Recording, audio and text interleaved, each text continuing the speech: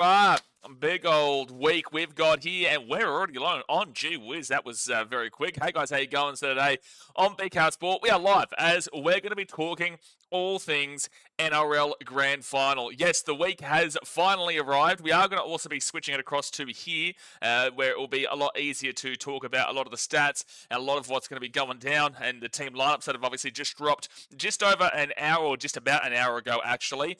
So we're going to be talking quite literally everything that there is to talk about in this game. We're going to go through the stats. We're going to go through the two team lineups. We're going to talk about recent matchups between the two. We've actually asked ChatGPT for its prediction as well, just so we can kind of see what the stats are linking up with as well. We'll go through the ladder, and we'll also conversate with you to see what you are saying. So obviously hit that like button, subscribe if you're new around here. Do not forget, tomorrow we will be live as the 2025 Dally M Awards are on. I do believe that James Tedesco probably is going to get that. I think there's a bit of a smoky for Ethan Strange. I think he wins 5/8 of the year, to be fair. But we will be live for the entirety of the night talking about the winners and even potentially the losers. It's also the NRLW, Dally M's and whatnot.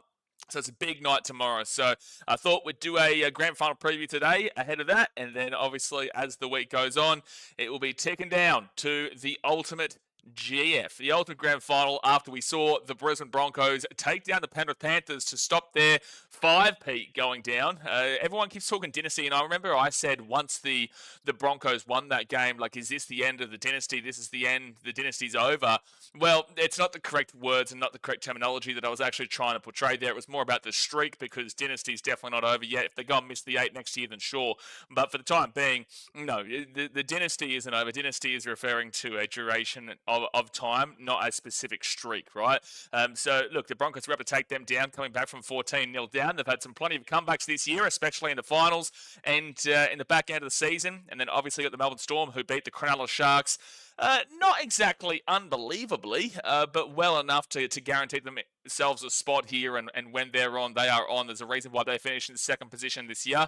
And it's going to be an interesting matchup between two teams that play very different styles of footy, but have very similar attacks in a lot of ways. It's just that one team does have a better defense as well. So, yeah, look, it's going to be super interesting this Sunday. We'll be live for the entire day, which is the Host Plus Cup versus New South Wales Cup Grand Final. We'll also have the women's game, which is the Roosters versus the Broncos. And then in the men's, between the Storm and the Broncos. Actually, I should mention as well, there are 3 Broncos teams playing on the day. So the Broncos are obviously there in the men's, in the women's, and then also the Burleigh Bears, who is a feeder club for the Brisbane Broncos. They won the Queensland Cup. So they're taking on the New Zealand Warriors, I believe, in the New South Wales Cup. So it's a big day for Brisbane. And it's been a big year for Brisbane, because they won in the AFL as well. They won the AFL Premiership with the Brisbane Lions. So massive year there for Brisbane. Hopefully the Brisbane Heat can get up as well. I don't hold too much hope and too much belief in the Brisbane Roar, but I'd love to see them turn it all around and see how that's going. But let's quickly get into the chat here before we start reading through some stats and start talking about our opinion on what this game could be. Oh, geez, this has all just gone out of whack. Give me 1 second here. Oh, gee whiz. I am all over the shop. Oh my goodness me, this is just going all over the shop here. Give me 1 second here while I sort this out. Give me one momento. One momento. All right, that hopefully is now sorted. Yep, flick that around and make sure that everything's good there. Alrighty. Olivia Reed is so excited. Sad that Tulty is out. Can't believe I'm actually going. So many people missed out. Yeah, look, obviously it's great that you're going to the matchup on this Sunday. It's going to be a big day, massive day for you. I remember when the Titans women were there in 2023, I had a great time. That was actually a grand final that you wouldn't necessarily want to talk about there, but look, overall, it's a fantastic day, and you'll really enjoy it, and especially with the Broncos fan trip they do, which they did for the Raiders, which looked like it was an absolute ball as well. So, no, it should be good for you. Isaac Footy 20 says Storm. We had someone who got removed before, timed out for 300 seconds on the basis that they put Storm with 2 S's. There's only 1 S in Storm. It's the only team with no plural. There is only 1 S in Storm. It is the Storm. It is not the Storms. And we do have the rule here on this channel where we do have to call them the Storm. And also, Agatha, you said these are both my teams. Okay, so you can't have both your teams. This is not how this sport works. It's not how life works. You can't have 2 teams, especially 2 teams that are in the grand final. You have to choose one. Who is the... Well, you've said Storm will win. So I'm assuming that you're actually a Storm fan, but you like the Broncos. So you can have a soft spot, but you don't have 2 teams. We need to get that clear pretty damn well quickly. Lee says, I think the Storm win. Sean says, afternoon, mate. I had listen in today. You had listened in today? What do you mean? Koa V says, up the Storm. Straight Tets, mate, says, Broncos won their grand final last week. Storm 13 plus. Well, we will talk all about the potential of that being a grand final for them last week. So there's a lot that could link up to that, to be fair. Marshall says, scored members tickets for the Bronx game through work. It was the craziest game I've ever been to. Oh, you're talking about the one at Suncorp? Yeah, you could tell the atmosphere was absolutely through the roof on the broadcast. It was incredible, and the way they came back, and we did say this was how the game was going to go. You know, we knew that the Panthers were going to get out to a lead because they had the best first half team in the comp, but we also know the Broncos are the best second half team in the comp, and that's where it switches around, where the Broncos aren't a great first half team and the Panthers aren't a great second half team. So we all knew, well, you should have known that the first half was going to go one way, and it was all about how much the Panthers could lead the Broncos, and then the second half was all about if the Broncos could chase that down, which obviously they did. Ultimately, they did, and it obviously brought a fantastic atmosphere there. An amazing atmosphere. Oh, Jace is hitting Mr. Bronco. He's just hitting him rather than timing him out. Yo-Yo-Yo's up the Storm. Olivia says he ran out of characters. F&6 is up the Storm. Yeah, well, good luck this week, man. It's a massive game to finish up for the season, and it is kind of sad, you know, like it's awesome and exciting that we're getting this game, but it is also the last game of the NRL for 2025, and we've had a great year here. We've streamed pretty much every single game. We do have the International Rugby League season coming up after this, which includes Australia versus Papua New Guinea in the PMXII game. We've also got the Pacific Cup, which is Tonga, Samoa, and New Zealand. We've got the Pacific Bowl, which is Papua New Guinea, Fiji, and the Cook Islands, and then we've also got Australia versus England in the Ashes series too. So still plenty of rugby league to go after this game finishes on Sunday. But it is sad. You know, we've been here for a long time. We've had a great year, and now we do finally get to see who gets the ultimate dub, the ultimate win in the end. But I think it's time we switch across here so that we can show the team lineups. We'll go into the team lineups and whatnot first. Tylen says, not sure I can handle another grand final loss. I've never witnessed Bronx win and seen both 2023 and 2015. Brutal stuff. Yeah, 100%. I am old enough to remember 2006 when the Broncos, funnily enough, beat the Storm 15-8 in the grand final. Much different time back then. I did actually speak about this with a Broncos fan the other day, and I said, well, where does the club actually go from here? Where do they go from here if they do lose this grand final? And especially if it is like a throwaway job, which I don't expect it to be, considering the way this style, the style of footy that the Brisbane Broncos play is a second half style. So I don't expect the Storm to be able to come back if the Broncos get off to a lead.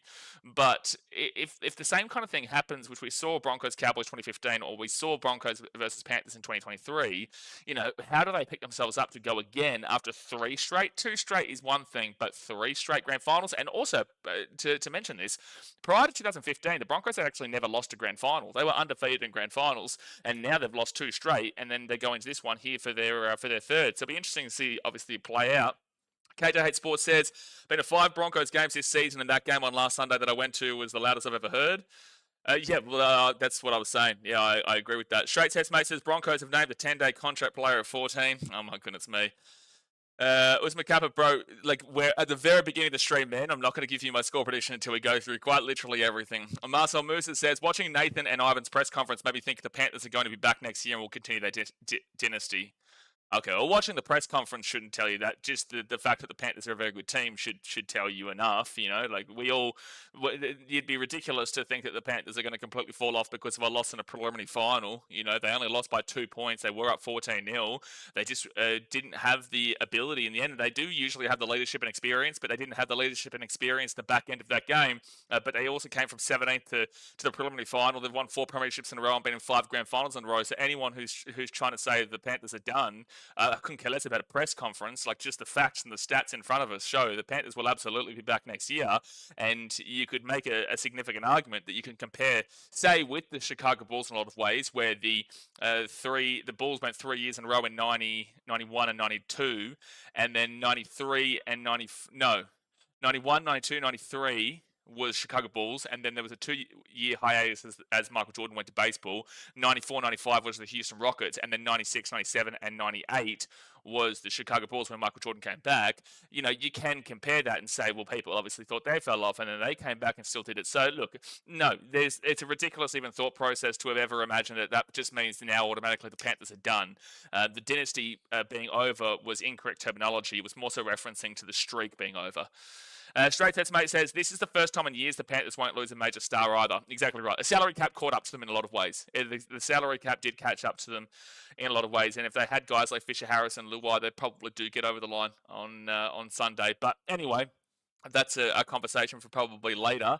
Let's get into these two team lineups for this game on Sunday. Obviously, guys, smack that thumbs up button, subscribe. But don't forget, go check out our travel channel where we've been posting every single day. We've actually got a new video for you in 50 minutes' time. What time would that be for you guys? 6 p.m.? Yeah, 6 p.m. in Australia. Oh, no, it'll be 5 p.m. Yeah, it'll be 6 p.m. It'll be 6 p.m. for you in Australia, so there'll be a new video over there. But all right. Melbourne Storm, they come at this game from second position. And the Brisbane Broncos come at this game from fourth position, and this is at a core stadium in Sydney. I'm not going to talk about the weather because we obviously don't really know the weather too much just yet. Now, the ins here, now you've got to remember as well, there is an extended reserves list here, which we don't usually go through because usually we're just doing a team list prior to the game live when the team lists are official. So there is the extra men here that we'll talk about who makes it in and whatnot. Not that I think there'll be too many changes there for the Melbourne Storm overall, but they're into the Storm. You've got Bronson Garlick, Grant Anderson, Jonah Pezzett, and Suolauvi Fa'alongo, which is just the additions there to the reserve list. And then you've got no outs, and that is massive. The fullback is Little Puppy Ryan Pappenhausen, with the wingers being Will Warbrick and Xavier Coates, the centres of Jack Howarth and Nick Meaney, with the 5'8" being Cameron Munster and the halfback of Jerome Hughes. Front row forwards of Stefano Utuikamanu, who's been super lippy in the media this week for someone who's not really done too much with his career just yet, and Josh King alongside him in the props. Harry Grant is the number 9, who is the captain, with the back row being Sean Bloor and Eliasa Katoa. 13 is Trent Loiero. Interchange of Tyron Wishart, Ativalu Lisati, Tuikami Kamita, and Alec McDonald, with the 18th man replacement being, any one of Grant Anderson, Bronson Garlick, Joe Chan, Jonah Pezzett, and Tuolauvi Fa'alongo, and the coach is Craig Bellamy. First thing that I'll say here is that I don't think any of these guys changed their positions here. I don't think that any of Grant Anderson, Bronson Garlick, Joe Chan, Jonah Pezzett, or Suolauvi Fa'alongo are able to get into this team. And I think that it's really unfortunate in regards to Fa'alongo. Like, Fa'alongo at other clubs would clearly be the starting fullback. Not that necessarily you would say there's a great deal of need for fullback right now. You know, Storm clearly don't need. He's their backup option. The Titans have too many. The Broncos have got their option. The Dolphins have multiple. The Cowboys have got theirs. The Warriors have got multiple. The Eels have found their young blood there. They've got Panthers, they're fine. I guess maybe the Sharks would have been potentially interested, but I think he's been re-signed there. So it's a bit of a hard luck story here with Fa'alongo, where I don't really know where it goes from here, because Pappenhausen I don't think is going to be leaving anytime soon. So where does he actually get put into this team? And he's not going to be going onto the wing, he's not going to go onto the wing when you've got guys like Will Warbrick and Xavier Coates. So I just don't see an in here, unless Tyron Wishart goes, and then also Jonah Pezzett goes, which Jonah Pezzett does look likely that he's going to be off.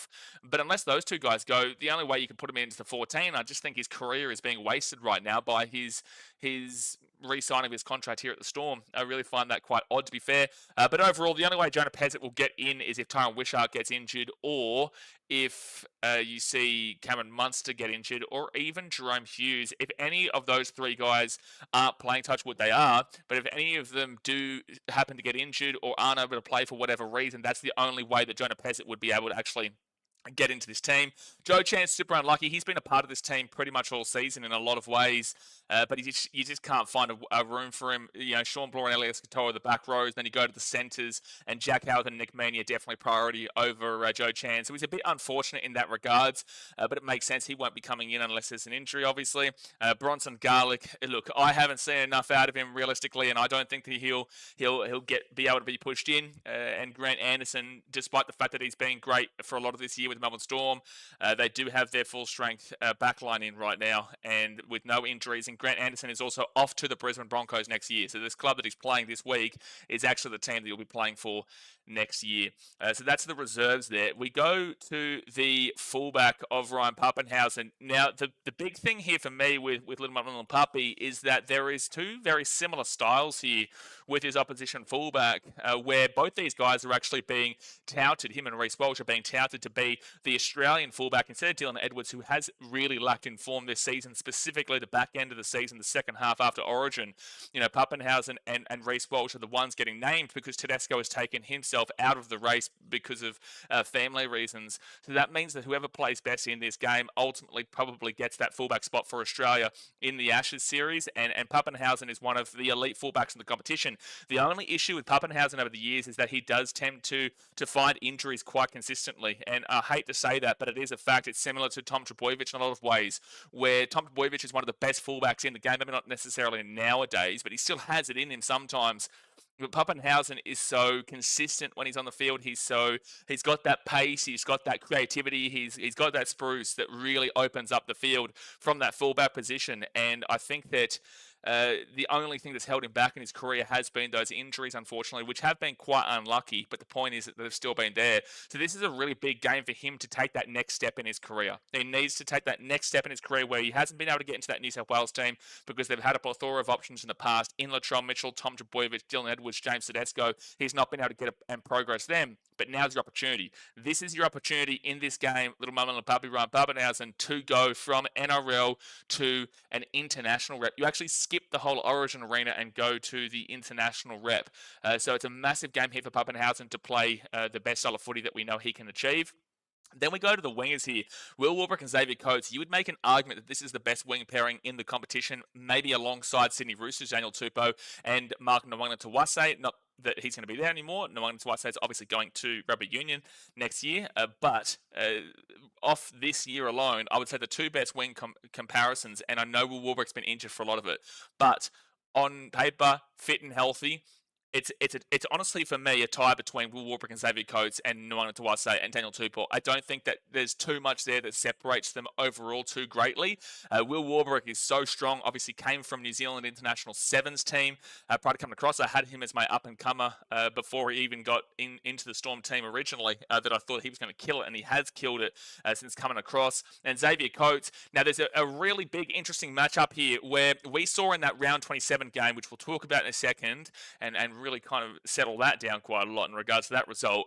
But Xavier Coates, Katoni Staggs. Katoni Staggs had clear intention in round 27 where he would take out this attacking threat of a game from Xavier Coates, where we know that him and Nwanga-Tuwase are the two best guys up in the air for the high ball. And with the Storm specifically, it is a cheat code kicking out to Xavier Coates because he is so good and he's so tall and he's so strong. So you saw in round 27, Katoni Staggs was quite literally deliberately impacting him and his ability to jump up for the ball. Katoni Staggs should have been binned multiple times, multiple occasions, didn't get a bin at all in the game. But that is something that I'm really going to be looking out for here, where he's going up against guys like Josiah Kapani and Staggs, but I have a lot of confidence that Staggs is going to try and use that same method if he's able to get away with it. But he's just going to obviously try to hide it a lot more because it was so obvious, and I don't understand how the referee... Actually, who was the referee in that game? Who was the referee in that round 27 matchup?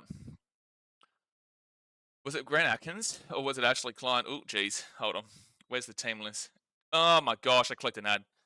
Team list down here. So who was the referee? The referee was... Oh, it was Grant Atkins. Oof. It was Grant Atkins who was the referee in this game this weekend. So I really hope that Grant Atkins has learned his lesson about allowing this. I really do hope so, because otherwise that will completely nullify Xavier Coates from the game and it will be an illegal play. It's just Atkins didn't get control of it. He did not get control of it in that game. So look, ultimately on the wing pairing there of Will Warbrick and Xavier Coates, that is a fantastic pairing on the wing and is arguably the best wing pairing in the game. But then you go to the centres here of Jack Howarth and Nick Meaney. This is a strong centre pairing, but it's also, I don't believe, as strong as the opposition side here of Katoni Staggs and Gehamuch Visaki. Jack Howarth and Nick Meaney, they are solid enough, but they can be a bit wonky too. They can be a bit off the pace. Jack Howarth against the Sharks, we did see him come off his line quite a bit inside, which forced Will Warbrick to have to come in as well, I think it was, or I can't remember who his winger was. I would assume it would have been Will Warbrick, but consistently we did see that Jack Howarth was coming in off his line, so I do worry about that in a lot of ways. But physicality speaking, I don't think that it's too much of an ask for Meaney and Howarth against Shibasaki and Staggs. I think if there's going to be two physical centres that aren't necessarily known as physical centres. It's going to be these two guys, and Craig Bellamy's going to really romp into them this week to rise that fitness level and rise that strength to be able to contain Stags, who potentially win Centre of the Year tomorrow. And Shibasaki has had a massive breakout year for his standards. So there is a bit of a concern here. I will say the centre pairing here for the Storm is probably the biggest concern in their backline by a stretch, a long stretch, the Flemington Straight, because I have no concern about Pappenhausen being able to do what he can do, and I have no concern of Xavier Coates and Will Warbrick as long as Stags isn't performing illegal plays to take Coates out of the game in the air. But the only thing I do consider is those centres. There is a massive worrying thought process that they could get done physically here by the opposition centres. I do think they'll be able to get up for it, but it is a concern. There's nothing really too much to talk about here between Cameron Munster and Jerome Hughes in the 5'8" and in the halfback. I will also point out in regards to the spine this year for the Melbourne Storm, when they've all played together, that's Jerome Hughes 7, Munster 6, Harry Grant 9, and Pappenhausen 1. They have won every game except for one. Only one game they lost this year when they had their full spine, and that was against the Cronulla Sharks, so they've just obviously beaten to get into this stage. So it is a really positive sign that when these guys are on the field, they are getting a significant metric in their favour to say that they are the best spine of the competition, where they are not losing games at all, unless it's by 5 points, which is a close game to a Cronulla Sharks team that realistically should have done better this year. It realistically should have. So, look, there's nothing really too much to talk about here in regards to the halves. We all know how good they can be. Cameron Munster, international origin, one of the best players in the game. Jerome Hughes, international, one of the best players in the game. These guys are absolutely killer. They're absolutely killer. So there's nothing in concern towards the halves, even though you've got some massive names there for the Broncos that we'll get to. There's nothing too much over there in regards to the Storm in their backline. And then you go to the props of Stefano Utukamanu and Josh King. I think this is a really underrated prop pairing. I think a couple of years ago, I would have probably told you that I didn't rate Utukamanu at the Tigers, that's for sure. And I would have even said that at the beginning half of this year. And originally when he's come across, I didn't think that he was kind of really exploding as much as we wanted to see him. But it does take time under Craig Bellamy and the Storm system and structure for players to welcome themselves in and actually to buy into the routine and buy into the rhythm of what this Storm team is trying to sell. So Utukamanu has gotten into that now. He has in the back part of this season. He really has come into his own as a player, and I thought that he was an incredibly strong reason as to why they beat the Cronulla Sharks on Friday. There was also a big play where he knew what he was doing with Adam Vanua-Blake, but he was able to force that ball out without making it look obvious with a strip, right? So that was a huge play there from Stefano Utukamanu, and I thought that he did really, really well in the back half of this season to establish himself as a prop for the Storm, who don't usually have, those big-name props when they come in, but they're able to develop them, man. And Josh King is another one who was originally a 13, was also at the Newcastle Knights, comes across here to the Melbourne Storm and was really lackluster and basic, but I do think that he's just so strong and able to run that ball hard up the field. I think that he does his job at a really extremely solid level. I don't think he's got a massive high ceiling, but I don't think he has a low floor at all. I think his floor is just bang smack in the middle of everything, right? So I don't think there's a great deal to gain from him, but there's so much more that you can gain from other players that don't need to gain from Josh King. So he complements this team really, really well, whether you don't need that X factor, but he can provide a lot, right? Then you go to the number 9 of Harry Grant, who is the captain. If he wasn't suspended this year, he probably would have won the Dally M, to be completely honest with you, or would have at least pushed James Tedesco all the way. Harry Grant's the best hooker in the game. It's as simple as that. Harry Grant is a magician. We saw that in multiple games.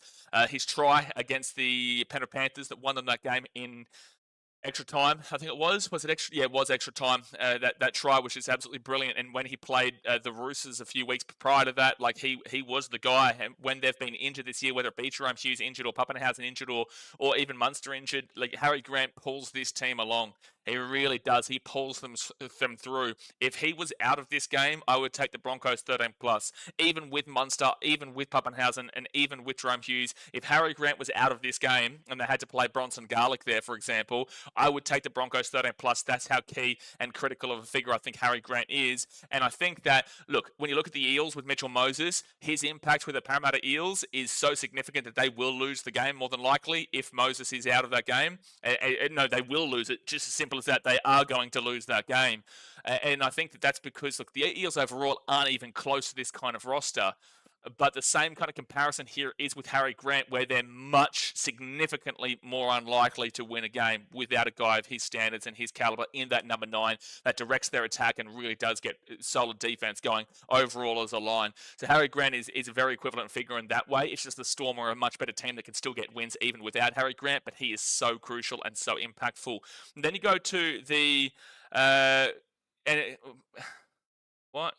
Okay, bro, what are you talking about? Can you please, Hayden, even so much to say, Will Warbrick, Elias Katoa, these guys are really putting that pressure on those kicks. They're putting pressure on the kicks. They're going up and they have the ability to grab that ball, take that ball away from you and score immediately. Obviously, Elias Katoa is more of a grab the ball and offload it, but this team is such a threat in the air, which is much more dominant than what you're going to see from this Brisbane Broncos team. Much more dominant with the air factor and kicking the ball up into, for a high grab. So Elias Katoa brings a lot in that capacity. And Sean Bloor, he's not the ultimate X-Factor back rower like Elias Katoa, but I think they complement each other quite well. Trent Loiero, look, I think that for me, is a lot more that I'd probably like to see out of him, but he is an Origin rep with Queensland, has won the Origin series there. Look, I think Trent Loiero is a solid player. I just don't see a great deal of a ceiling there, and I do see a little bit of a lower floor, but he just kind of goes through the rhythm of it all and does what he needs to do. I do think he gets beaten out by his opposition 13, however, so that's another concern. So if I was looking at the starting lineup here for the Storm, their biggest concerns to mine overall would be that 13, and then also would be that centre pairing. And I know there's going to be a lot of statistical Nancy's out there that are going to absolutely adore Trent Loiero and just look at him for his, his work ethic, which I absolutely agree with, and his work ethic is great, but it is a weakness. Trent Loiero is a weakness because he can make mistakes, he can make errors, and he can put his team on the back foot, even though he also does a lot of positive things to put them onto the front foot. There is that mixed bag there, right? There is that mixed bag. And then when you go to the interchange here, Tyron Wishart, Ativalu Lusati, Tuikami Kamitha, and Alec McDonald. Tyron Wishart is a fantastic 14. I think that he should move away, to be completely honest with you, to really unlock him as a player, but will he be able to work at another team is another great question. A lot of teams are looking for halfbacks right now. A lot of teams are looking for those halves in general, and Wishart is the prime guy for that. But here, he's always going to be behind the likes of Munster and Jerome Hughes. If he's happy to be the 14 going forward, which I don't think a bench player necessarily is a bad reflection of a player, I don't think that makes you any less of a player because it's still an important role. But if you want to stay as that 14, then sure, stay here at the Melbourne Storm and you could win multiple premierships, or you can be the main guy, or you can try to be the main guy at the very least at teams like, say, the Dragons to bring them up, or teams like the Titans to bring them up, or teams like the Knights to bring them up, who still, even with Dylan Brown coming in, will still have questions about who their halves are going to be going forward, right? So Tyron Wishart has a big question surrounding him about what he wants going forward. But if you want to win premierships and be that 14th, yeah, sure, stay here. It's also going to impact Fa'alongo too by you doing that. Not that he really cares there, but the point is that I think that he has the ability to go elsewhere. The rest of the bench here, Kami Kamitha, don't expect too much from him. Just hopefully he runs the ball as hard as possible, which he does. Just hope that he doesn't drop the ball, which we can see quite regularly. Ativalu Lusati has really come into his own player at the back end of this year as well as a as that guy coming in off the bench. The impact player is what I was trying to look for there. He does run that ball hard. Similar story there with Kami Kamitha in a lot of ways. And Alec McDonald, these three guys here are not X-Factor kind of forwards. They're just simply not. And that's why this Storm team is actually quite a different, a whole polar opposite style team to the Brisbane Broncos, despite the fact the stats actually link up quite similarly with each other, with the attack of the Storm being exactly the same, actually. Exactly the same. The Storm 671, the Broncos 680. These two teams are attacking at the exact same rate, but it's just the Broncos with that 9 extra points. Whoop-de-doo. But they're attacking at the exact same rate. However, the Storm team doesn't necessarily rely upon a great deal of X-Factor overall balance-wise, comparatively to the Broncos, where there is so much X-Factor in pretty much all positions, which supersedes what the Storm are trying to do overall. So they really focus their X-Factor on their spine, the Storm, and then that's able to open up a lot of these other names that are able to achieve their position and do their best in their position based off of the X factor that is provided from the other players there, specifically in the spine. So overall, this is a very good Storm team, and we all know that. But they're the benefits, the pros and cons for mine in regards to the Storm team. I don't think that they get in each other's way, which is what you can see with the Brisbane Broncos. The Storm don't get in each other's way in regards to that spine, and I just really think they've got a very strong lineup here that complements each other well. They obviously were in the grand final last year. Yes, the Broncos were in the grand final in 2023. Different style games, different style teams to what they were in 2023. Very similar teams still to what the Storm team were last year.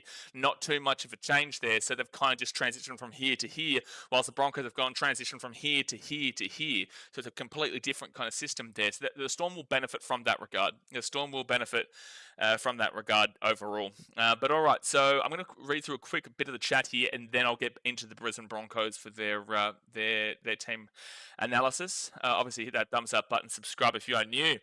Straight's S-Mate says, by the way, can we stop comparing Walter's run to 09 Hayne, 2012 Barber and 2021 Turbo, dearie me. We'll talk about this in a second with Reece Walsh. I think that he's deserving of the acclaim. If he can go and win it this year, it doesn't mean for mine that I've got him above 09 Hayne or 2012 Barber or 2021 Trebojevic, because the thing is, people are very quick to forget the first half of this season with Reece Walsh. Now, we'll answer this question. We'll answer this question when we talk about Reece Walsh in a moment. But the first half of this season, he was awful. The second half of the season, he was incredible. Very deeply impactful for how the Broncos have been performing, for sure. Very, very massively impacting their form. So I can understand the comparisons, but I would separate them as well.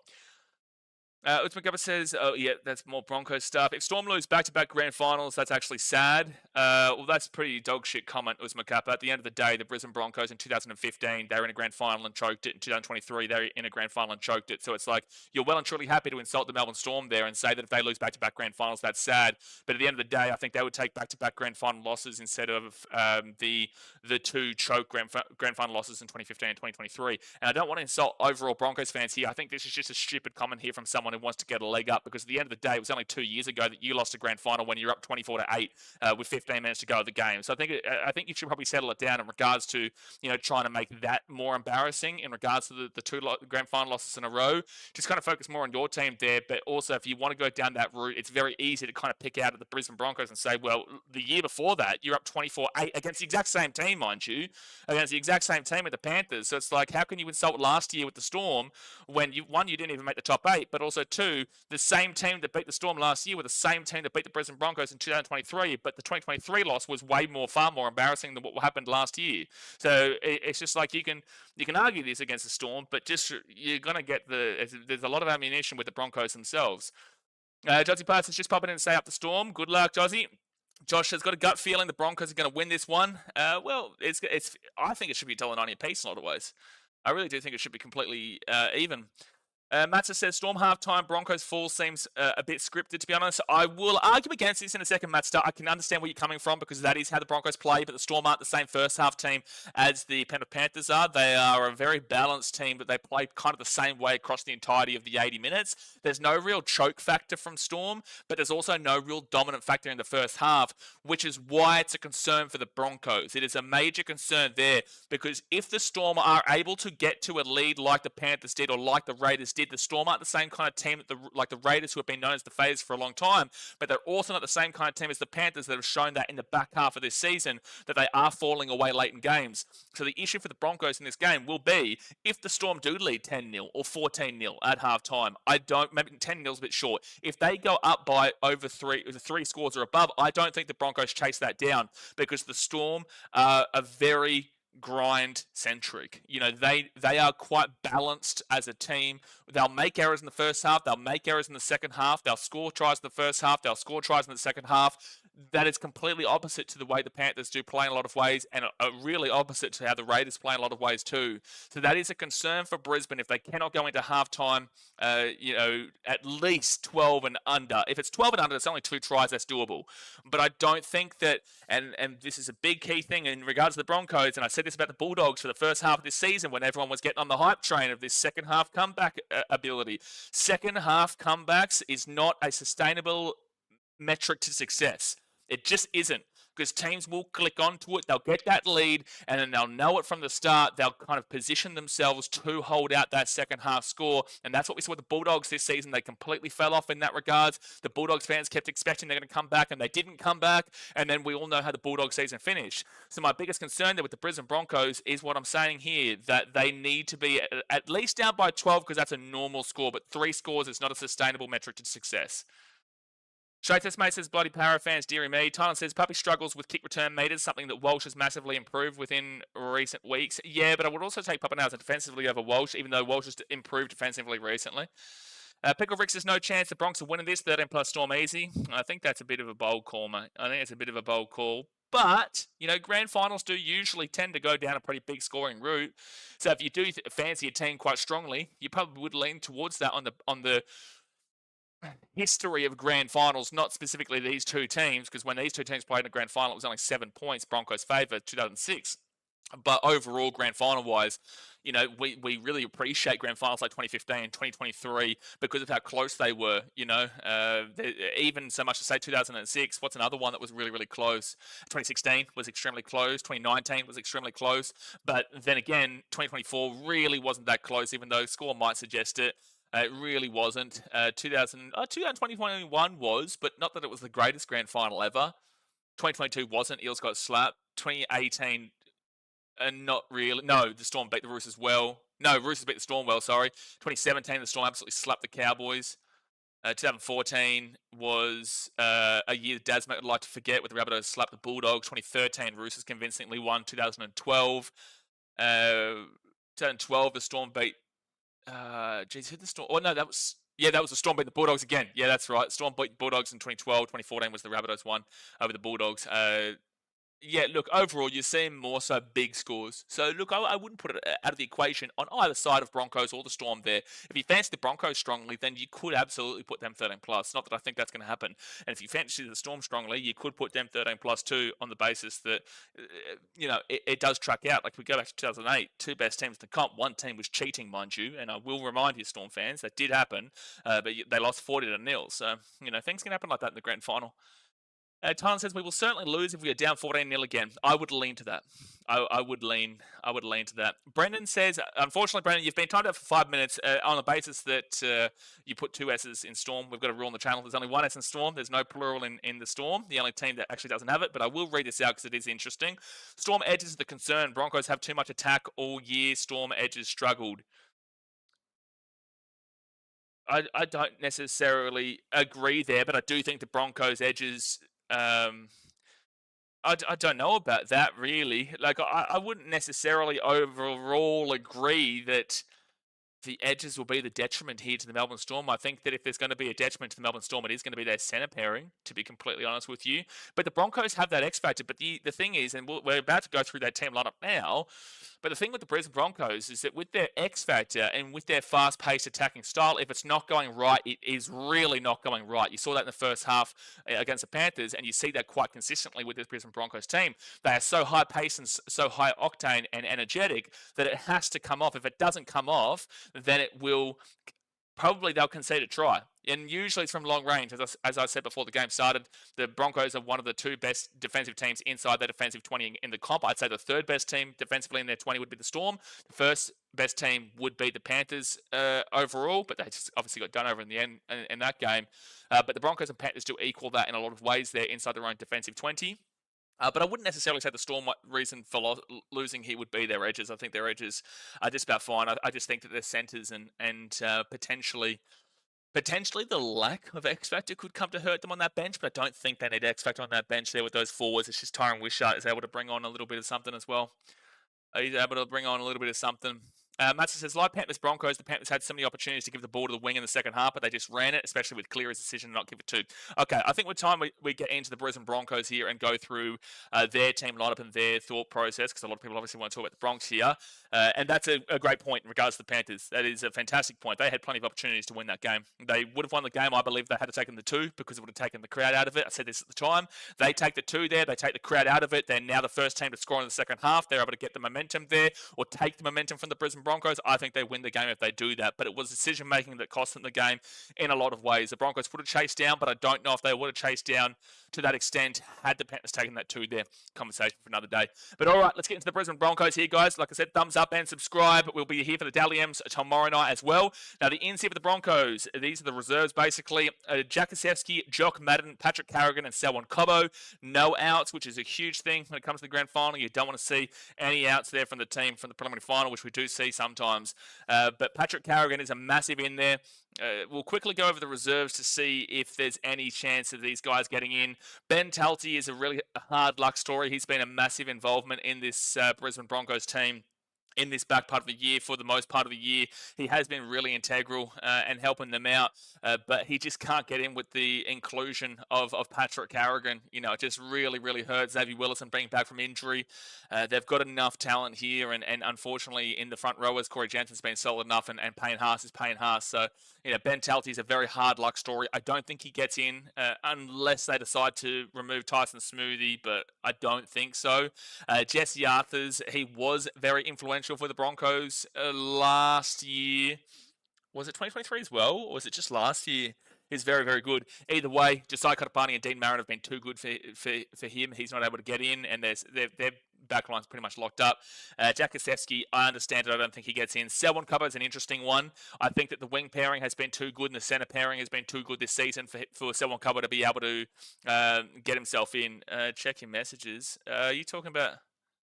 Oh, geez. I can't click on that one. I was about to show everyone my messages. I was about to show everyone my messages to send. So let me just make sure that's not over there. Okay. Check my messages. All right. Give me 1 second here. Give me 1 second. I hope this is really, really important because it's just stopped. Yeah, I'll deal with that, Jay. Yeah, I'll deal with that, mate. Yeah, no, we'll sort that out in a moment. But all right, so let's get back into it. Ooh, over here. So we'll quickly get back into this reserve list. So yeah, Jakasevski comes in. Ben Talty, unlucky. Selwyn Cobbo is interesting, but I just don't think there's enough room for him at the moment.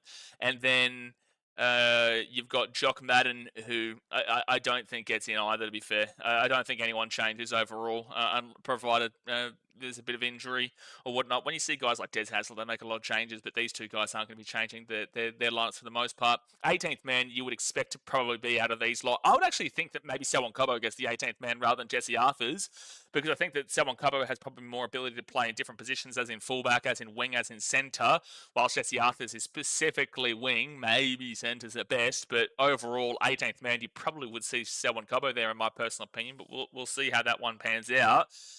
We go to the fullback here of Reece Walsh. Now, Reece Walsh is the hot prospect. He is the hot topic in town. We all knew this was going to be the case. Reece Walsh is the guy that needs to get this Brisbane Broncos team going forward, but it has been a very interesting thing when he's had Billy Walters in the 6, Ben Hunt in the 7, Corey Pakes in the 9, comparatively to Ezra Mam in the 6, Adam Reynolds in the 7, and then...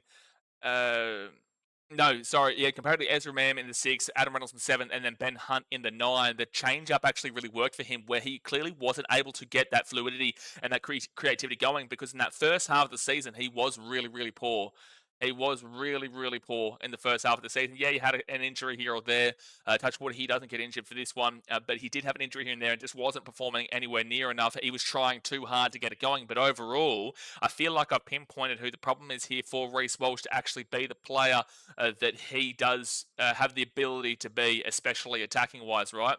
Now, that play for mine is Adam Reynolds. I think that we saw Ezra Mam as the 14, and I don't think Reece Walsh had a fantastic game until Ezra came on to help this team out. And I think that Adam Reynolds, for mine, maybe slows it up a little bit too much for a guy like Reece Walsh, because Billy Walters was able to involve him into the game, and Ezra Mam was able to kind of get him into the game in this one when he came on. But overall, I don't know if Reece and Adam actually work out a lot overall consistency-wise. I really don't. I don't think they work out overall consistency-wise. But then again, they were still able to come back and win that game with the two of them on the field. I just think that from what we've seen a lot of this season, Reece has clearly taken a step up into the player that we know he can be. When those guys have been out, he was the leader. He was the guy, and Billy and Ben were able to really provide for that. But then we did see a major difference prior to that when he had the different halves, and we've seen a bit of a difference in how he played against the Panthers on Sunday too. So it's an intriguing thing how it works out here with Reece Walsh, especially considering they are going to the same halves pairing of Ben Hunt, Adam Reynolds, and keeping Ezra on the bench there. But Reece Walsh, for mine, similar conversation to Ryan Pappenhausen. He has played on the Origin level, but if he wants to take his next step up, into the international arena with James Tedesco being out and Dylan Edwards not doing enough to really, recapture his spot there, this is a big game between Pappenhausen and Walsh to see who gets that Australian fullback. Massive game for these two guys to achieve their international fullback. So Reece Walsh just needs to be who he is. It's not about being patient and waiting for the opportunity. That's not the kind of player that he is. Reece Walsh just needs to be that flair. He just needs to keep playing the same style of footy he has for the last 8 weeks and try to remove the fact that prior and then also signs in the Panthers game that it may not necessarily be working out with the spine unless it's Billy Walters and Ben Hunt kind of deal in that 6 and 7 with Corey Pakes in the 9, who is maintaining his spot there in that 9. So huge game here for Reece. I just hope that he doesn't crumble under the pressure, which is absolutely potential with him. We saw the Cowboys game where he can be very 50-50. We've seen a lot of games where he can be very 50-50. High attack, high flair, high creativity, but also can make a lot of mistakes. Forward passes, knock-ons, kick-outs in the full. These are all things that can come from Reece Walsh. They are all things that can come from Reece Walsh. So he needs to really have a big one here and not let a couple of mistakes that probably will come in at some point, which the Storm will force out of him, that he can't let it get to him and where he loses that confidence. But then when he doesn't lose that confidence, he can continuously move on with those errors as well. So it's a hard one there, but overall he is firing at the moment and has just been absolutely crushing it. Wingers-wise, you got Josiah Kotapani and Dean Mariner. These guys have been having a phenomenal season where you would have expected guys like Jesse Arthurs and Selwyn Cobbo to be on the wings, but these guys have just been able to hold their spot out gigantically. They've been an incredible pairing here for the Brisbane Broncos. I do get confused between them a lot actually on the broadcast, but overall these guys have deserved their spot. I think that they are a bit of a mismatch in a bad way with guys like Will Warbrick and Xavier Coates.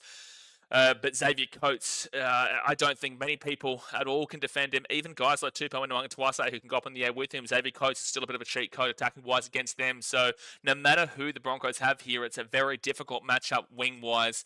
But if anyone's going to do it, it is going to be these two guys who are very much in form. And Katapani's been fantastic, and so is Dean Mariner.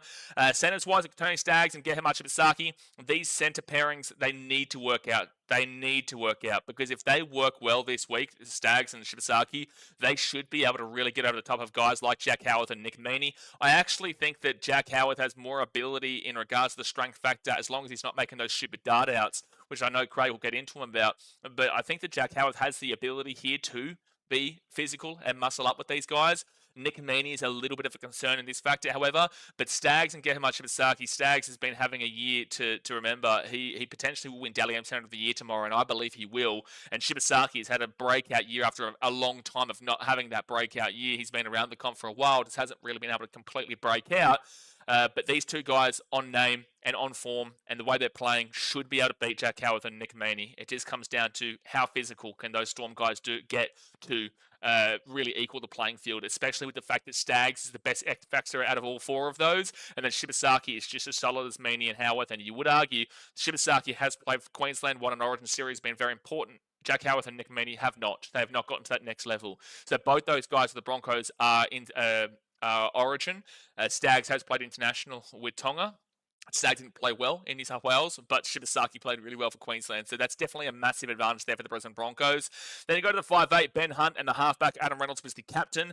This worked out in the second half against the Panthers. It didn't clearly work out in the first half. Is that because of these guys needing time to get used to each other with Reynolds coming back from injury as well? Or was it just a team-wide thing where the Broncos have had this similar trajectory across all their games where they suck in the first half and they're very good in the second half? What was it? I don't know. But it clearly didn't work in the first half, and then they were able to rampage home. Maybe that was on the back of their forwards. This is a relative concern their halves on paper, great names. Adam Reynolds, not that he's got a great track record in grand finals overall. Has won a grand final though, but hasn't got a great track record in grand finals, and neither does Ben Hunt. But the last one he was in was 2015. Point matter is that this is a change to the halves pairing across all season. Right, and that's the worry, is that these guys are fantastic individually. They are fantastic in what they do. But the concern here is that their original pairing, their original spine was Reece Walsh, Ezra Mam, Adam Reynolds in the 6 and 7, and then the 9 was Ben Hunt. And then when the injuries to Adam Reynolds and Ezra Mam came, then they pushed Ben Hunt into the 7, Billy Walters into the 6, and then Corey Pakes into the number 9. And then with Billy Walters being injured, and I feel like they probably would have kept Billy Walters in that 6 and put Ben Hunt into that 9. I actually feel like that probably would have been a great option to do there. But then they decided to put, with Billy Walters being injured, they've now pushed Ben Hunt into the 6, which is the first time this was against the Panthers, into the 6. Ben Hunt into the 6, Adam Reynolds into the 7, and Corey Pakes back into that number 9 with Ezra Mam as that 14. And it's just like, well, it's a new pairing, and is that why it didn't necessarily work out a lot in that game, in that first half specifically? So at the crunch time of the season, I would have actually expected them to go back towards an Ezra Mam 6, Adam Reynolds 7, and a Ben Hunt 9, considering that's what you were as a team for the majority of the season. So so you're saying that you made the wrong decision there, and now you find this one better. It's like, sure, that's fine, but you're taking a big risk putting Ezra Mam as the 14, but he is also potentially a massive impact player when he does come on. But it's just a change in the halves at the most crucial point of the season, which could have easily led to their demise on Sunday, and it nearly did. Like, it nearly did. I don't actually think that Adam Reynolds was that unreal at all. Like, a lot of people online were saying that Adam Reynolds had a fantastic game. I'd definitely pick out other players who are much better than Adam Reynolds. I would. I'd pick out other players who are much better overall. So that is a worry, especially going against two hardened international origin representatives in Munster and Jerome Hughes. They've got a lot to overcome in this capacity to convince a lot of people on Sunday. And then you go to the props here of Corey Jensen and Payne Haas. Payne Haas, X Factor, solidity, the best front rower in the game. Might go down as the best front rower ever by the end of his career. Corey Jensen, just solid, no high ceiling, no low floor, just solid, man, will do what he needs to do. And Payne Haas is that leader, and we compare that to, say, the Penrith Panthers in recent years, where Payne Haas is the equivalent of like a Fisher Harris, and then Corey Jensen is the equivalent of like a Moses Leota. There's very clear roles of who is the leader, who is the guy, and who is a great player, but is more so following in the footsteps to really complement the two of them. And that's why Corey Jensen and Payne Haas work really well together. And I do say that the Broncos props there do dominate in regards to those Storm props, but we have to see if Utukamanu and Josh King can get up to that level. Utukamanu and Josh King I would have over Corey Jensen, but I've got Payne Haas clearly over the top of everyone there, especially with Utukamanu and Josh King. So it's a very intriguing, interesting battle here with these forwards, especially considering when I did actually ask in regards to ChatGPT before the Broncos' strength, it gave us the run meters and the forward momentum, which is a key sign here. So it said the Broncos' strength is run meters, forward momentum. In 2025, the Broncos forwards, notably Payne Haas and their lock edge pack, ranked strongly in total run meters, contributing consistently to territorial pressure. For example, Patrick Carrigan, before suspension, is among lead leaders in run meters. In many NRL matches, the team that wins the run meters battle tends to win the game. In 74% of 2024 games, the side with more run meters won. No shit, Sherlock. The Broncos have shown capability to generate momentum through sustained forwards to wear down opposition defence. In big matches or finals, Brisbane have demonstrated resilience by grinding through the middle when backs are locked up. So absolutely, and overall, there was another stat here that I saw from Brisbane up here. What leans towards the Broncos? Where is it? No, there was something that I saw before. Where is it? In regards to the domination between the two teams. Oh, it was further down. Here we go. So from Storm Broncos round 23, 2025, this was the game. It was 22-2 to the Storm. It was 208 runs for 1495 metres, whilst the Storm had 185 runs for 1254. In that match, Brisbane game plus 241 metres more than Melbourne in running metres. That's a significant differential in favour of the Broncos. Yep, did lose that game 22-2, but they did look completely up for that game before the injuries of Adam Reynolds and Ezra Mam. And then from Broncos versus Storm, this is the round 27 game, which doesn't really mean too much in context. But Broncos 160 runs for 1,110 metres. The Storm had 179 runs for 1,084 metres. So it's quite interesting here. The Broncos had 23 more runs and had more meters. But even here, where they had 160 runs compared to the Storm 179 runs, the Broncos still actually had more meters overall than what the Storm had. So it's a very interesting stat. It is a very, very interesting stat here where the Broncos should be able to win this forwards battle. And it will just come down to the back line being able to put them to the sword there in the Storm, who do defend very resiliently. And they were the second best defensive team in the competition this year, comparatively to the Brisbane Broncos, who, when you look at their defense, 508, it's behind the Raiders, behind the Storm, behind the Bulldogs, behind the Sharks, behind the Warriors, and behind the Panthers. So they were the seventh best defense in the league this year compared to the Storm, who were the second best defense in the league this year. So that's a really key stat there, that the Broncos should definitely win this meters battle. They should absolutely. But will they have what it takes to break through the Storm line, which, so many teams find so difficult to break through overall, man? It's something that really favours that Broncos team. But overall, the props there for the Broncos with those stats aligning, you probably would say they're over the Storm. The 9 battle is not close between Harry Grant and Corey Pakes. Corey Pakes is a solid. He's not got a high ceiling. There's a floor there, a pretty low floor, but for the most part, he will sit from the average to the upper end average. I think he does his job. I think he does his job at a decent pace there. I do think he's a better option than Billy Walters as the 9, who did grow up. Billy Walters played as 6 growing up and then was forced into that number 9 role, which clearly he's been more of a better 6 when we've seen him. And Corey Pakes is definitely the guy that I'd be keeping in that number 9. I don't think he's extravagant, but I think he's the right fit here for the Brisbane Broncos. It's just that he goes up against the best hooker in the game in Harry Grant. You go to the back row here of Brandon Piakura and Jordan Ricky. This guy, I'm still surprised he has a gig, but with that being said, we're still just waiting for his potential to really open up, to be fair. It's been a long time, but overall, Ricky is a concern. He doesn't really offer too much in a lot of ways in regards to the attack as much as people are led to believe. Sometimes he can have good games, and sometimes he can be really off. Defensively, he's probably more stout than not. If we just quickly go and have a look here at his individual defensive efficiency, effective tackle percentage. So 92.7% isn't unreal. It's not unreal in comparison to a lot of other players. Like, for example, actually, let's go and have a look here at a guy like Payne Haas. And this is kind of what you're normally expecting, 98.5%. You are kind of situating a lot of players around that 97, 98, 96%. And then you've got Jordan Ricky down here, who defensively is a weakness at 92.7%. He is missing a decent chunk of tackles there. Nothing insane, but he is, in comparison to Brendan Piakura, actually, he's situated at 89.6%. So these edges, I tell you what, these back rowers could get pieced apart here. We compare that with Sean Bloor, the 89.6% there for the Brisbane Broncos, Brendan Piakura, and the 92% for Jordan Ricky, and then you compare that with a 95.9% defensive efficiency for Sean Bloor. And this is why I disagree with that person before.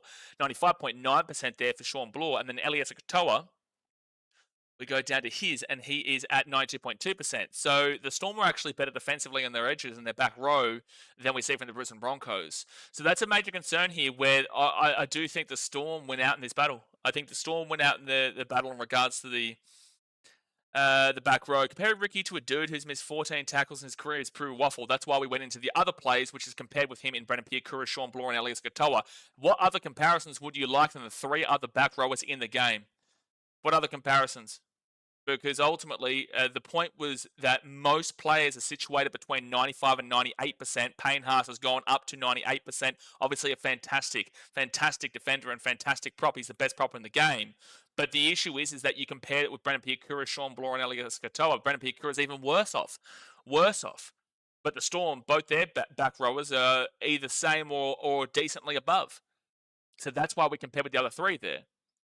That's why we compare with the other 3. So if you want to sit here and pretend like Jordan Ricky's a fantastic defender, and just because we did this, that you think it's waffle, well, then we compared it with this guy, and with this guy, who are in their same position. This one is far worse than the other 3. This one is the second worst, and then these guys are pretty equal, but Sean Bloor does go up to the 85%. And again, a lot of players in these positions are kind of situated between the 95 and 98%. If you're underneath 95%, it's not good enough. It really is. You're actually struggling quite consistently overall.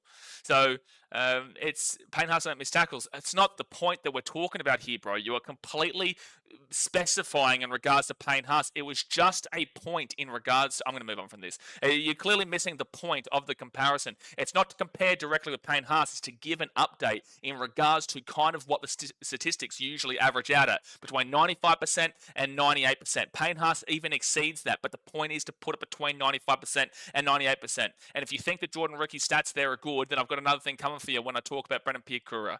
You know, it's just as simple as that. Overall, these guys do need a lot of work. Would you argue that Jordan Rickie doesn't need a lot of work? Would you argue that Brendan Piakura don't need a lot of work? Because overall, he has not had a fantastic season, and he hasn't had as a fantastic season as we've been hoping for in the past. Yeah, sure, he's been around the Queensland Origin team, but this is an absolute weakness in regards to the Brisbane Broncos team list. It is. On paper, they should be a lot better than what they actually are. On paper, they should be a lot better than what they actually are. And if you want to specify this, well, then you're completely missing the point. You're completely missing the point if you want to specify just that. But anyway, let's move into 13. Look, overall, I do think the Storm win that back row department. And then we go to the 13 of Patrick Carrigan. He clearly wins this battle over Trent Loiero. Clearly, absolutely clearly wins this back row battle here. Do I think he's had the best season to his standards? Not necessarily. Again, above Wowway, Shocker, or A. Dillon. But look, overall, do I think that Patrick Carrigan has had his career of his standards in recent years? Not necessarily, but I still regard him as one of the toughest and most hard work ethic players in the game. I think that he really does work hard all the time, and I think that he's a massive inclusion here for the Brisbane Broncos, and I do prefer Patrick Carrigan over Trent Loiero. I do, even though Trent Loiero was the Queensland lock this year, I do prefer Patrick Carrigan. You do prefer Patrick Carrigan instead.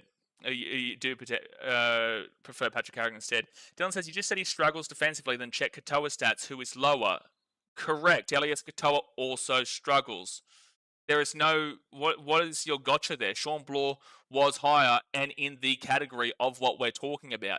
Jordan Rickie is in a low category. Elias Katoa is also in a low category, and then Brendan Piakura is in an extremely low category. You are completely missing the point, man. I feel like that you're watching this video because you think that I hate the Brisbane Broncos, and you are completely misinformed in regards to what we're talking about here. I do not believe that you are taking this video for his merit, because there's no way that you're still focused on this and defending this guy like he's your boyfriend when the stats show for itself that Elias Katoa misses plenty of tackles too and is in a low category. Sean Bloor is in a normal category, and Brendan Piakura is far below the two. So if you think that these Brisbane Broncos back rowers are the greatest in the competition, then congratulations. Please go make a wall, put signs on it, posters on it. I hope you take pictures with it, and I hope you get it tattooed on your forehead, because statistically, you are incorrect in regards to it. So if you can't see past that, please feel free to go and watch another video. But at the end of the day, I've just shown you exactly why I've been speaking about it. But yeah, Patrick Carrigan over the 13 of Trent Loiero easily. And then you go to the interchange here of Ezra Mam, Kobe Hetherington, Xavier Willison, and Tyson Smoothie. Ezra Mam's obviously a massive impact player here in the 14. Massive, massive, massive impact player. You know, this is a really huge inclusion here on that 14, where they've got the luxury of being able to play Ben Hunt and Adam Reynolds. Unfortunately, they've got Billy Walters injured, but Ezra Mam can provide so much here in this 14. He can provide so much. Was in the Grand Final in 2023. Really, truly, this is a key player here to see if the Broncos are able to get that X factor going from, what am I trying to say here? He's able to, if the Broncos system isn't working, this is what I'm trying to say. The Broncos system isn't working the first half like it hasn't in so many years. If it hasn't in so many years where their first half does struggle, if it's not working, Ezra Mam can come in and can completely take over, which is a lot of what we saw against the Panthers on Sunday. I'm struggling to kind of get out what I'm trying to think here. We saw how big he was in that 2023 Grand Final, and despite the fact that we think he's a wanker off the field, on the field he's an incredible player. He's an incredible player that can change this game. So if the Broncos' first half struggles like it did against the Panthers, then he is a huge inclusion that can completely change the way this game is going. Completely change it. And then you go to the 15, 16, and 17, and Tyson Smoothie, Xavier Willison, and Hetherington. Now the difference here is that these three Storm players in Lisati, Kamikamitha, and Alec McDonald are very much just bare basic structural players, right? Whilst with the Broncos, Hetherington is bare basic structural in a lot of ways. Tyson Smoothie is quite similar in a lot of ways, but Xavier Willison is that X factor. and does have, he's actually quite lucky he's playing this week. But with that being said, he is playing this week, and it would have been a massive loss to their bench had he not been there. You would have seen guys like a guy like Ben Talty get onto it, and Ben Talty would be a very similar inclusion alongside like a Lasati, Kamikamitha, McDonald's, Hetherington, and Tyson Smoothie. So this is a really massive play on the bench, and that's why I really like this Broncos bench to change the way the game is going way more than what I can see from the Storm to change the way the game is going.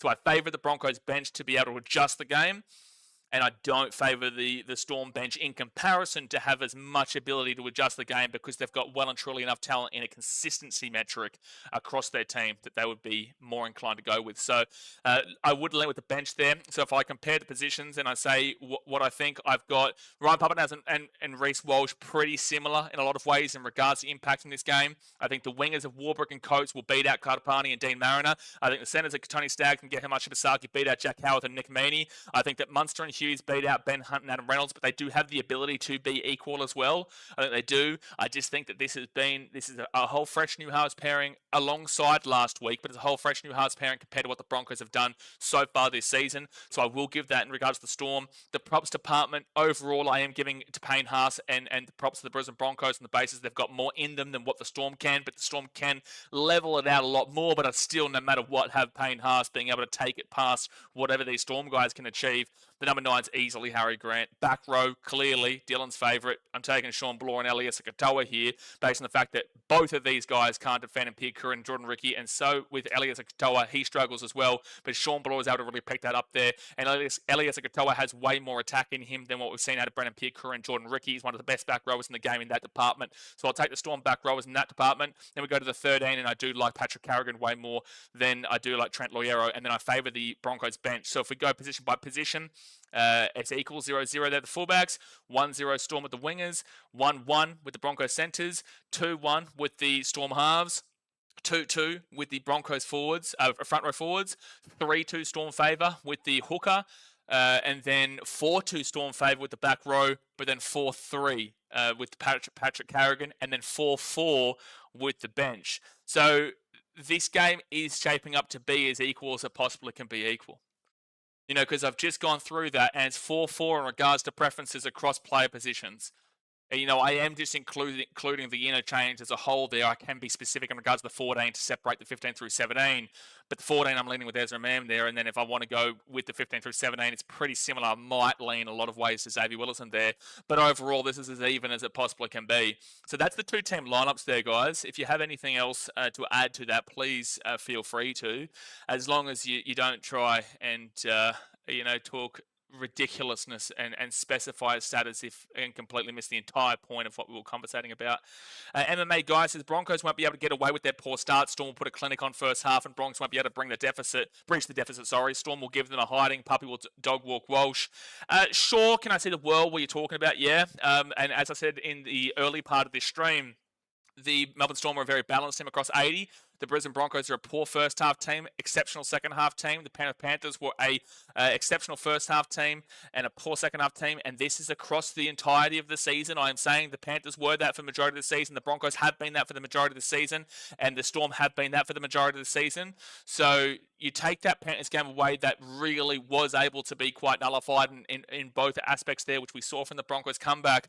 The only issue is that if the Storm go up, say 14-0, right? I do feel like the Broncos have the ability to score in that first half, but if they do come in with the same play style and they struggle in that first half and they go down by a similar margin to what the Storm had in 14, to what the Panthers had in 14-0 and the Storm do that, then it'll be very similar and reminiscent to how Bulldogs fans felt throughout the majority of this year, where the first half of the year, the Bulldogs would continuously come back from it, but then the second half of the year, it was very clear that teams had clicked onto it, and it was very much nullified. So teams really went strong in that first half, but also were well aware of the way that Bulldogs team played, and then Bulldogs wouldn't be able to get back. And because the Storm are a consistent 80-minute team, it really is going to come down to how strong their first half is, because if it's 12 and under in the first half at half time to the Storm, 12 and under as a deficit, the Broncos can still come back because that's still within 2 tries. It's not too dramatic. But if it is getting to 3 tries, I think the Storm are so balanced overall, and they are so frustrating, they are so grindy, that they have that ability to go that distance in that 80 minutes rather than the Panthers, who have clearly shown signs of going 60 minutes in comparison. You know, the Panthers, again, they were up against the Raiders by 2 scores at half time. They lost that game. The Panthers, again, against the Storm, were up by 2 scores at halftime. They lost that game. The Panthers against the Broncos, they're up by 2 scores at halftime, or 3 scores at halftime, and they lost that game. There's been many games where the Panthers have linked up with this. So the Storm just need to have a strong enough first half, and then they can hold it out. They can, but this Broncos team has so much X factor that we could still see them come back. That's why I feel like it's $1.90 a piece. Overall, it should be anyway. Dally M's tomorrow night will be probably about 7:30. I think it starts your time. Lagans, started watching when you started the team list. What did you cover for? Nothing too much, really. Just a bit of conversation beforehand. Bailey says, I don't think Melbourne have been that dominant. They could have lost the Sharks and the Bulldogs. Yeah, but did they? Yeah, but did they? You know, overall, like you look through majority of their season, at the end of the day, so they have had 17 wins. The Broncos have had 15 wins. The Storm had a better points differential of 212 to the 172. The attack here for the Storm is 671. The attack for the Broncos is 680. The Broncos game is made based off of this stat. So that's only a 9-point swing. The Broncos only have 9 more points than the Melbourne Storm this year with the same amount of games. Which is a pretty key telling stat. But then you go defensively, and the Storm beat them out by 50 points, 459 to 508. The Storm were the second best defensive team in the comp this year, whilst the Broncos were the 7th best defensive team in the comp this year. So considering that this stat is quite similar here between the Storm and the Broncos in the attack, but the defense is quite separate between the 2nd and the 7th, it is obviously leaning towards the Storm in a lot of ways there too. Now, if you go back and you have a look at the way that the two matchups have gone this year, I really want to focus on this in a second. But if you go to the first matchup here of the Storm versus the Broncos, these two teams were pretty much full strength for the most part. I'll just clarify this. Especially, yeah, their spine was intact. Their front row was intact. They didn't have Piakura in the back row. That's the only out there that I can see. And they did have Selwyn Cobbo there, but that was who they were going with at the time. Overall, the Broncos did seem well and truly up for this game until Adam Reynolds and also Ezra Mam did get injured. So I do kind of wipe a lot of the context of this game too. This game, I actually wipe just as much as I wipe this game.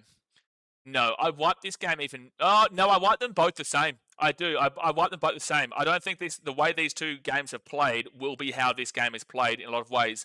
22-2 was impacted by Adam Reynolds, Ezra Mam, Selwyn Cobbo, and Xavier Willison and whatnot. That game was impacted by the Broncos' injuries, who they have now. But then the round 27 game, where a lot of Broncos fans are going to try and sell you a dream here and say, well, the Broncos beat the full-strength Storm 30-14 in this game. Well, it's just like the game beforehand. So the Storm had 8 players out against the Roosters, and people wanted to talk about the 40-10 Roosters win, but the Storm had 8 players out, inclusive guys like Harry Grant and whatnot.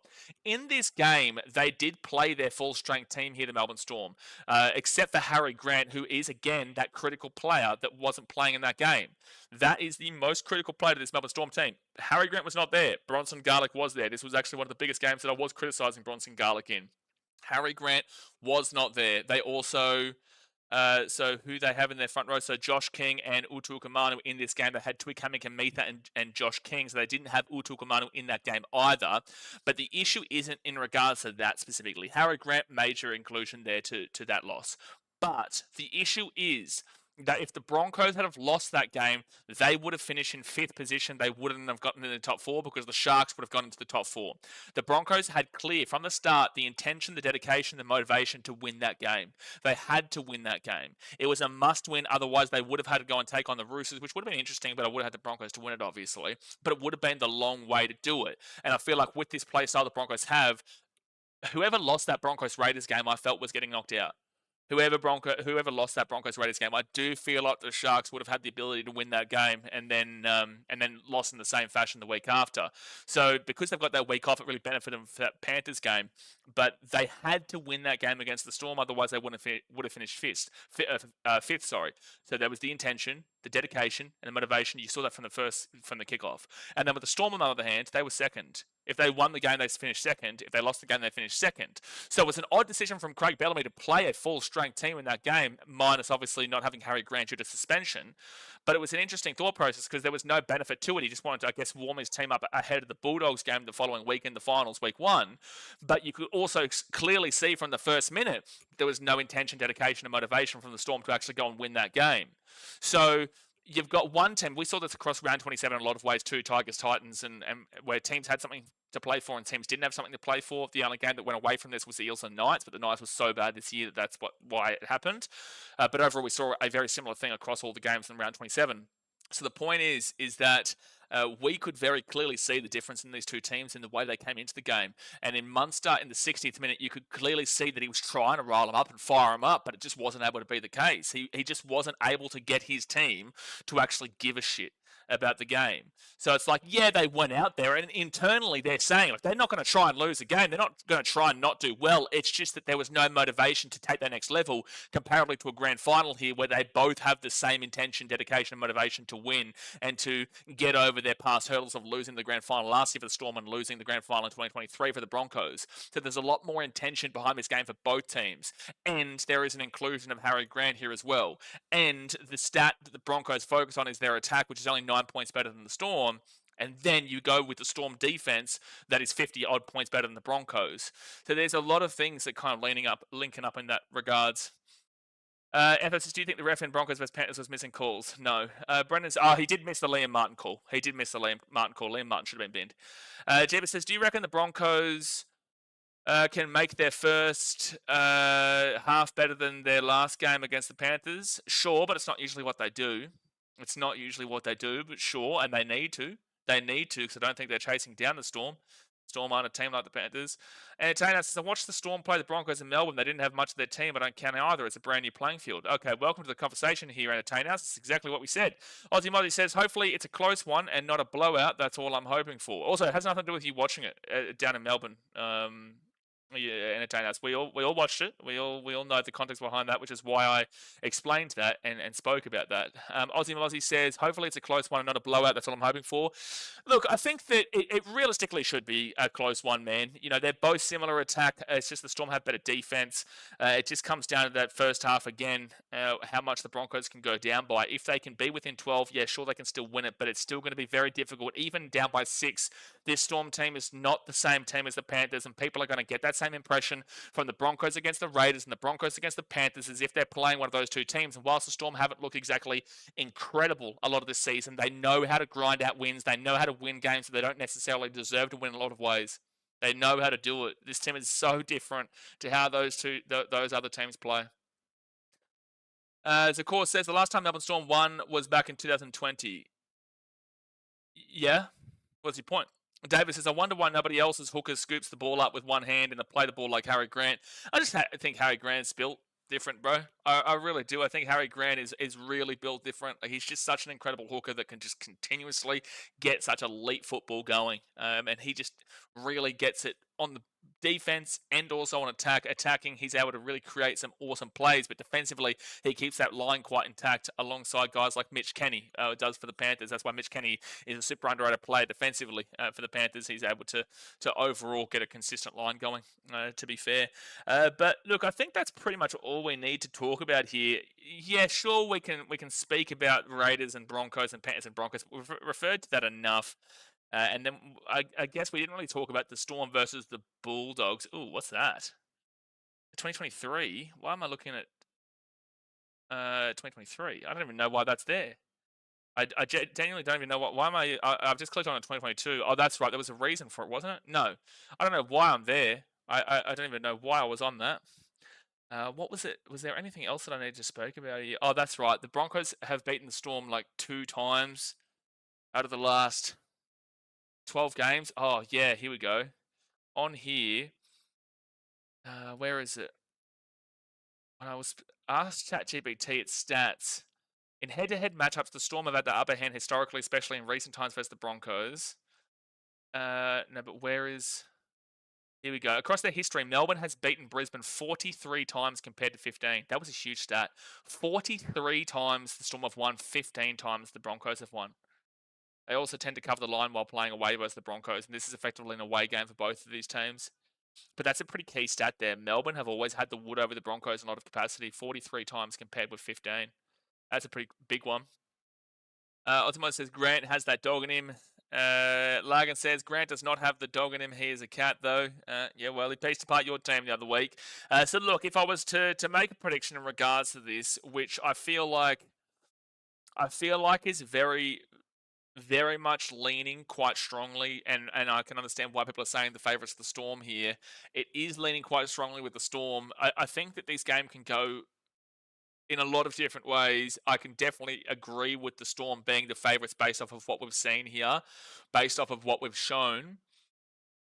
It just comes down again to that first half because I don't think the Broncos are chasing back an 80-minute team in the Storm comparatively to I did think the Broncos had a chance to come back against a 40-minute team or 60-minute team in the Penrith Panthers. The Broncos have the X factor to win this game, and they have the pace and energy, but will their halves impact him with it being a relatively fresh halves pairing compared to the fact that they've had to change that quite a lot recently? They've gone from Ezra Mem and Adam Reynolds to Billy Walters and Ben Hunt to Ben Hunt and Adam Reynolds, and it's like, did it work out on Sunday? Was that the reason why they won? Not necessarily. Overall, I thought that Suncorp crowd really got them over the line that game. I don't think they win that game if that was in Sydney. I don't know if they do. I think that Suncorp crowd was so awesome, dude. I think that was so awesome at Suncorp. That really got him over the line. So I probably would take Storm 1 at 12. I probably would. Wayne says safe option is Storm for sure. Yeah, I think so. I don't think there's a safe option in a grand final ever, unless you're talking about say Panthers versus Eels in a lot of ways in 2022 or 2017 Storm versus the Cowboys. That was a pretty safe option, pretty clear option. Dragons Roosters was a pretty obvious one too in 2010. Panthers Storm wasn't a guarantee, but look, the safe option is the Storm, and there's a reason why that's the favourites. I can see a world the Broncos win, but I just think that the Storm, despite not looking overly impressive on their standards, just know how to win games more than, say, the Broncos do. And a formula for success is not to come back, which is what the Bulldogs found out, which is what a lot of teams have found out over the years. You don't want to have to rely on a comeback because it just won't happen all the time. Ben says, I'm still back in the Storm, but I've got to admire the Bronx never give up attitude. Well, that's what they always used to do. The Broncos back in the 2000s and 1990s and whatnot were always known as the team that you could never count out, and they've kind of come back to that now. They've come back to it. So it will really surprise me in this game if the Storm go out to a 14-0 lead or a 16-0 lead or anything past 3 scores. If they go out to that lead and the Broncos come back from it, it'll really surprise me because the Storm don't play like that in second halves. They are a consistent 80, whether that's good or bad. They're a consistent 80. Actually, something that I will bring up here in regards to the stats, we'll go to the teams and then we'll go to the errors because both these teams do make a lot of errors. Everyone in the preliminary finals made a lot of errors, to be fair. Both these teams aren't in the top 5. So, look, the Broncos and the Storm, in regards to errors across the competition, are in 6 and 7. The Storm with 26 games for 294. The Broncos with 26 games for 291. Both of these teams make the exact same, basically, amount of errors. Ooh, I just clicked on the Storm there. Both these teams make the exact same amount of errors. Like, that's crazy. And the two teams that were above them in 4th and 5th for errors were the other two teams that are in the prelim finals. And then you got the Knights, Cowboys, and Roosters dribblers. But 7, 6, 5, and 4 were preliminary finalists, which is crazy. 294, 291, like even teams like the Rabbitohs, 232, Dragons, 242, Dolphins, 244. These teams are 50 errors above them, and yet they all made the prelims. And these two teams in the grand final. It's a crazy stat. It's a crazy stat, man. I'll see. So the tries, the Storm have actually scored more tries than the Broncos too, mind you. So it's their kicking game that's been a concern for that 9-point separation. So between the what was it, 671 and the 680, the Storm have actually scored more tries than the Broncos this year. That's a key stat to talk about too, actually. Points-wise, again, the Broncos they're there. The Broncos are there, points-wise. Is that all-inclusive? Yeah, it is. I was wondering why, because the Broncos are 680 here, the Dolphins are 721 there. It's an unfair metric to have the Broncos as number 1 and the Storm as number 3 there because they've been able to use the final system. Overall, the Broncos this year were the second best attacking team, the Dolphins were the best attacking team, and the Storm were the third best attacking team. But again, pretty key telling point in regards to the Storm just lucking out by 6 points based off of conversion kicking, I would assume. More tries for the Storm there. Goals wise, yeah, there you go. Storm 109 goals, Broncos 117 goals. So there's eight conversions there. So 8 times 2 is 16. That's 16 points the Storm have lost in comparison to the Broncos, and that's why they're down on points because again they've scored more tries. Broncos do have more field goals though. Possession wise, the Storm are in the top 5. Broncos aren't. Neither team's in set completion, top 5. Supports, neither team's in supports, top 5. Line engaged. Neither team is in line engaged top 5. Attack-wise, line breaks. This is something that the Broncos kill in comparison to the Storm. Storm aren't top 5. Broncos, actually, where are the Storm? Broncos are number 1 for line breaks. Oh, no, that's not what I wanted. I wanted the full list. Oh my gosh, now I need to go back and do it again. Where is it? Okay, line breaks view full table. So the Storm are 9th for line breaks with 120. The Broncos are 1st for 155. Okay, that's a significant favour for the Bronx. Very significant. Tackle breaks is 1,000 here for the Broncos, so they've definitely got a lot more tackle breaks. Most of those are definitely coming through guys like Payne Haas, to be fair. Storm post-contact meters, they dominate. 14.663. Where's the Broncos in comparison? That's an odd one. I would have expected the Broncos to be higher. They're at 13.844, which is a whole 800 behind the Storm. Wow, that's interesting. That's super interesting. The Storm kill them in regards to the post-contact. Not when they play each other, though. Dummy half runs, that's very obvious there. Jeez, look at all these stats here for the Panthers. Broncos kick return meters in the top 5. All runs, Storm in the top 5. Anyway, yeah, and Storm all run meters are 44.065, and Broncos aren't in the top 5. Interesting, when these two teams come up against each other, the Broncos dominate them run meters wise and post contact, but obviously not in across the season overall. But all right, there we go. That's the grand final, folks. That's what I believe it's shaping up towards. If you've got any final comments and questions, please drop them in the chat, and then we'll obviously be back tomorrow for the Dally M Awards, which will be good. Obviously, I will be live for that, but don't forget as well that we will be live for all 3 games on Sunday. All 3. Bailey says, my score prediction, Broncos 24, Storm 22. My score prediction right now is probably more so leaning towards like a 20-18 or a 20-14 Storm, I would say. It's hard, though. I think if the Broncos can show up in the first half, they can win this game and win 28-14. But if the Broncos don't show up in the first half, I think the Storm actually probably might get to around the 20 points to 12 kind of deal. That's what I would probably be linking towards. Lagan says, besides Haas, Carrigan and Willison, Broncos have no kick in their forwards. Sure, but also the Storm, you could say a lot of that in a lot of ways too. So besides Haas, Carrigan, and Willison, okay, but if you look over at the Melbourne Storm, they're on a pretty similar discussion point. So besides Elias Katoa and maybe Sean Bloor and maybe Utukumanu, Josh King and Trent Loiero don't really kick in that regard. So you don't want everyone to be able to have that X factor, which is kind of what you're referring to there. Monkey Moistus, let's go Broncos. Tylen says Hetherington and Jensen are real decent. Yeah, again, they're solid, but that's not the conversation that we're having here. Jensen and Hetherington are decent, but so is Josh King. And then to compare the likes of Alec McDonald with Hetherington in a lot of ways, we can bounce back off of that, sure.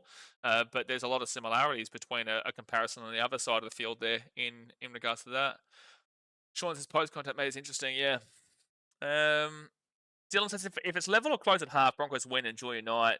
I know you're trying to take the piss here with me, man. But look, I don't think that's necessarily the... Well, actually, what do you say? If it's level or close at half, I don't know if close at half is a guarantee. If it's level at half, I'm taking the Bronx. If it's level at half, I'm taking the Bronx. But if Storm are up by, at very minimum, 6 points... Like, obviously, the Broncos can still come back 6 or 12, but I would still lean towards the Storm winning if they're up by 6 at half. If they're up by 12 at half, it'll be really difficult. If they're up by 13 plus at half, I don't see a world they come back. But if it is level at half or Broncos are leading at half, I would probably lean towards the Broncos winning the game. Yeah, I definitely would lean to them. Yeah, because their best half is the second half. Also, Storm don't really have a best half. I'm saying Broncos are an elite second half team. Yeah, we're not. No one's surprised by that, Dylan. We have spoken about that for many yonks now. We've spoken about that long time. We're aware of that. We spoke about what that Panthers Broncos game was going to go like on Sunday before the game even started. We are very well aware the Broncos are a second half team, but that doesn't translate to success on a long-term consistency metric. It hasn't ever, and it will be a very interesting thing if they can go down 14-0 or by 13 plus in the first half and still find a way against an 80-minute Storm team, because this Storm team is not the bad second half team the Panthers have shown throughout the entirety of the year. This Storm team is not the bad second half team like the Raiders have shown for many years now. This Storm team is very different. The Broncos cannot rely upon comebacks. It is not a sustainable measure to success. The Bulldogs found out about that. So many teams have found out about that, man. You know, if you don't want to listen to me, you be my guest and not listen to it. But if you go back through history, it is not a sustainable measure to success. You cannot rely upon a comeback. We're aware of what the Broncos are, but you can't rely upon it. Larkin says Muppet Hour is going to go absolutely crazy in the grand final stream. Settle down, pro. Okay, mate. I'm saying why. I'm saying they'd win if it's close. We all know they're great in the second half.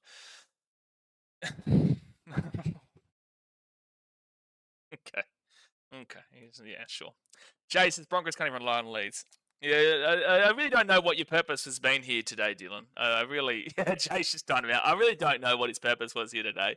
If this was the reaction you were looking for, bro, then you got it. Congratulations, mate. But overall, I give the Broncos a chance. I just don't think they can rely upon the second halves with this team. I don't. But it'll be an interesting game. That's why I said it should be $1.90 a piece. It can go any way, really. But I will lean with the stats that I have seen from the Storm that we have talked about today. But I appreciate you guys. Obviously, hit that thumbs up button, subscribe. Tell us it's not all Bronx fans are Dylan. Sorry, Breakout. No, we're aware, man. We're aware that some people just like to try and come in and get reactions and don't actually listen to the conversation that's happening. They just like to input themselves because they feel like they're the main character, and then they can try and get that little ego trip. But at the end of the day, man, we keep doing what we're doing. I did my best here today to talk about both sides, and I think that both sides can win, but I just would lean with the Storm 1-12 based off of what we've seen so far. Ben says, Dylan making me want to Broncos to lose. It is what it is, lads. But all right, guys, I'll see you tomorrow for the Dally M night, which I'm really looking forward to. Obviously, hit that thumbs up button, subscribe if you're new around here. Don't forget to go check out BKRtravel, which has a new video out half an hour ago. Reacting some Fiji music, and I will see you guys later. All right, guys, thanks for watching. Catch you later. See ya.